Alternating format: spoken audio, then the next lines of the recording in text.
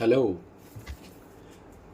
আমাদের 30 days Nifty trading চ্যালেঞ্জের আজ ফিফথ ডে। তো আজকে দুটো ট্রেড নিয়েছিলাম, তো দুটো ট্রেডই লস হয়।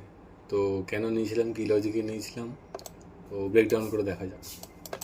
তো আজকে মার্কেট অনেকটাই গ্যাপ ডাউন খোলার পর এখানে একটা সাপোর্ট বানায়, ঠিক আছে। প্লাস এখানে একটা সাইকোলজি লেভেল ছিল 22,200 22,200 কাছে। তো এটা আমি মার্ক করে গেছিলাম এইভাবে। তো মার্কেট সেন্টিমেন্ট ডাউন সাইড। তো যখন দেখি এখানে মার্কেট ব্রেক ডাউন করে যায় ক্যান্ডেলে, তো এখানে রিটেস্টে আমি একটা সেল পজিশন নিই আর স্টপ লস এই ক্যান্ডেলের উপরে রেখেছিলাম, যেটা স্টপ লস হিট হয়ে যায়, ঠিক আছে। তো এটা স্টপ লস যায়, এখানে 5K লস যায়।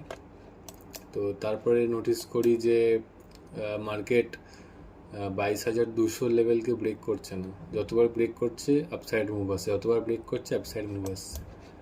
তো এখানে আর একটা দেখি আমি যে এখানে মার্কেট লো ব্রেক করেছে, বাট এই লোটাকে মার্কেট ব্রেক করতে পারেনি।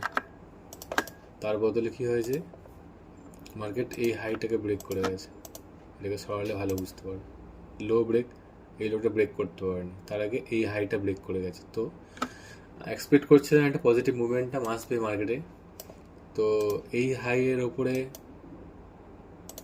আমার বাইংয়ের প্ল্যান ছিল, তো আমি বাইং পজিশনও নিই যখন এখানে ব্রেকআউট হয়ে যায়। তো এরকম জায়গায় আমি বাইং পজিশন নিয়ে স্টপ লস রেখেছিলাম এই ক্যান্ডেলের নিচে, ছোট্ট স্টপ লস রেখেছিলাম, আর টার্গেট 1:2 ছিল।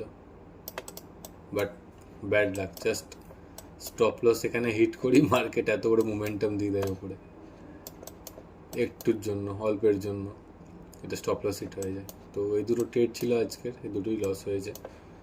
তো আমি ট্র্যাকার আপডেট করছি, দেখিয়ে দিই। এই যে, তো 10,000 লস হয়েছে আজকে টোটাল। এখনও আমরা